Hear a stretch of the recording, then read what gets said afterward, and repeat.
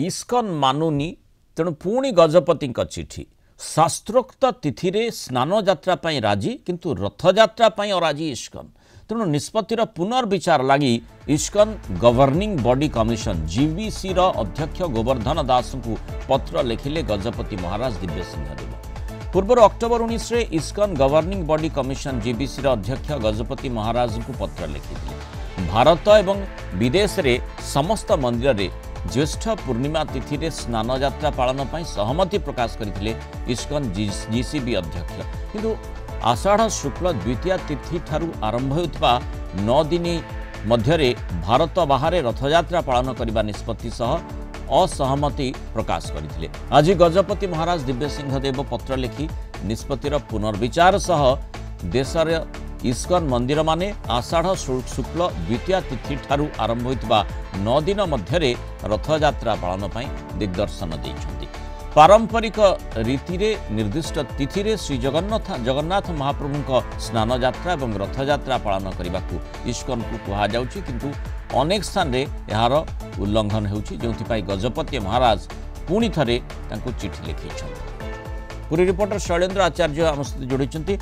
शैलेन्द्र बारंबार जनइबा सत्वे प्रतिवाद सत्वे आमे देखुचे इस्कन कथा मानु नाही कौन पाई ए प्रकार स्थिति जो गजपति महाराज बाध्य होउछन्ति आउ थरे चिठी लिखिबा लगी जनइबा लगी जे शास्त्रोक्त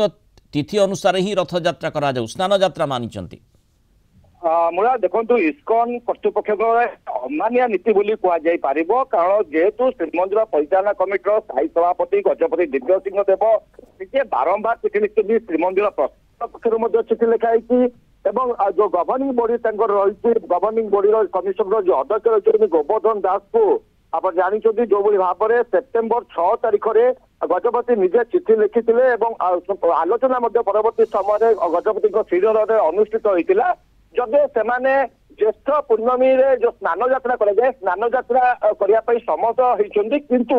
इस्कन कर्तृपक्ष 19 अक्टोबर जो चिठी लिखि गजपति को जनई स्पष्ट उल्लेख कर भारत वर्ष बाहर जो आषाढ़ शुक्ल द्वितीय ठारू 9 दिन मध्य रथयात्रा पालन करने गजपति महाराजा हूँ श्रीमंदिर परिचालना कमिटी श्रीमंदिर प्रशासन जो अनुरोध रखिते जो विशेषज्ञ कमिटी एवं जो शास्त्रज्ञ मान कमिटी परामर्श देते आधार में आषाढ़ शुक्ल द्वितीय ठारू 9 दिन मध्य भारत बाहर रथयात्रा करने असहमत होता चिठी लिखिते 19 तारीख में कारण गजपति पुणी थे इस्कन गवर्निंग बॉडी काउंसिल जो चेयरमैन अध्यक्ष को चिठी लिखि गोटे प्रकार दिग्दर्शन देते अंततः जो भाव में ज्येष्ठ पूर्णमी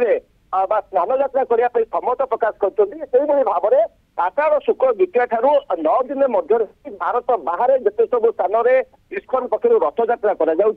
से रथयात्रा से तिथि शास्त्र और परंपरा रीतिनीति अनुसार करने शैलेन्द्र जमती आम जाचे जो माने स्नान यात्रा पर महाप्रभु अणसर घर को जाती और रथयात्रा अनुष्ठित होता है तिथि अनुसार ही रथयात्रा अनुष्ठित होता है तेणु महाप्रभुंकर बारंबार गजपति महाराज कहते जहाँ भी रीतिनीति हेब माने शास्त्रोक्त अनुजाई शास्त्र रे जहाँ लिखाई से अनुसार ही करा जिबा कथा किंतु एठी व्यतिक्रम कहीं व्यतिक्रम ये देखो आम विभिन्न समय मैं चर्चा करते इस्कन गोटे प्रकार यह मनमानी बोली कहुई पार कारण जदि से गजपति दिव्य सिंह देव कथा को माने भ्रुक्षेप श्रीमंदिर परिचालना कमिटी राज्य सरकार प्रशासन हस्तक्षेप करने गोटे प्रकार निज जीत अटल रोचर जो नीति निर्देश अनुसार से कार्य कर